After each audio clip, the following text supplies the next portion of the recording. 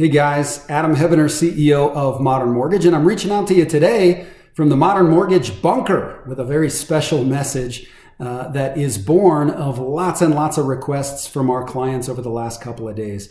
What we're noticing our borrowers, our buyers wanting to know is the answer to two major questions. The first question is, given all the uncertainty in the marketplace, should I still buy a house in Denver? And it's a really, really good question. The second question is, if the Fed cut rates yesterday, why don't we yet see lower rates in the mortgage market? What's going on? Well, let me answer that first question for you first. Should I be buying a home in the Denver market? And if so, why? Well, let me say this to you folks. Most of you who are still under contract should stay under contract.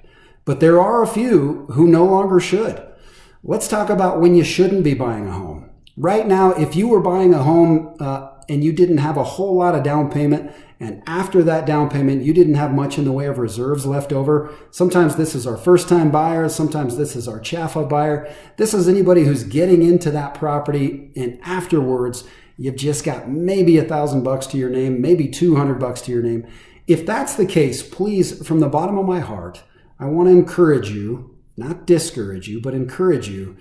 It's time to wait a little bit. The volatility that's in the marketplace right now really requires of buyers that they keep just a little bit more in reserves. Now, we will still serve those folks. We'll help you get into a home and we'll help you get under. But in order to serve you well, we want to tell you what I really believe is the truth, not just what benefits our company, but I think what benefits our clients. So if you don't have great reserves right now, it's probably not the time to move forward.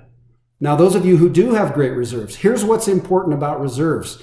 Reserves are your savings account after closing. So usually what we recommend is, if you can have 6 payments is ideal, but somewhere around there after closing, you're an exceptionally strong borrower. And sometimes that means you take that big down payment you were going to make and you shrink it down a little bit. Instead of putting down 15% or 10% or 20%, now you're going to put down just a little bit less and you're going to keep those reserves in your pocket.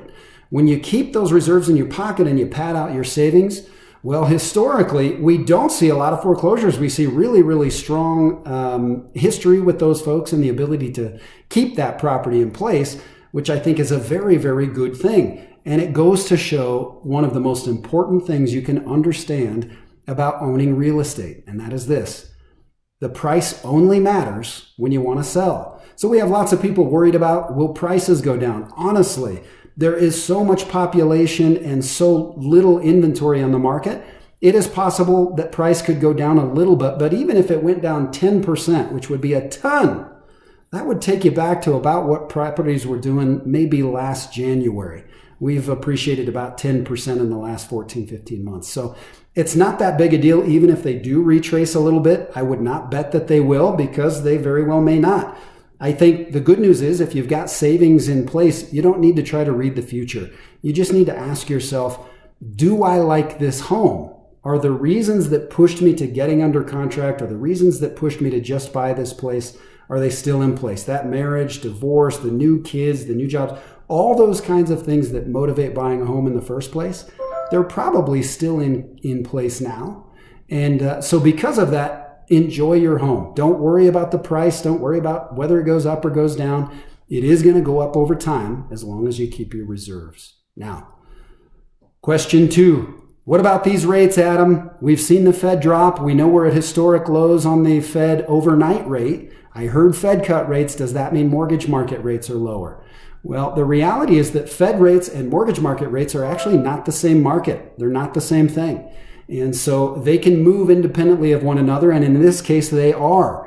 It's an extremely volatile market today, and as a result of that, we are not seeing the mortgage market keep up with the Fed funds rate market, or what we call the overnight market. And so we encourage clients to be thinking about the payment itself. If the payment is comfortable, if the reserves are in place, lock it in, because in times of volatility, what you're looking for are items of certainty. And so seek those areas of certainty. Don't worry about what the future holds, as long as, again, the current payment is affordable and you've got those reserves. If you've got those things, you're in great shape. You need not worry, and we'll continue to keep you updated as the market progresses. Look forward to talking to you soon. Take care, guys. Bye-bye.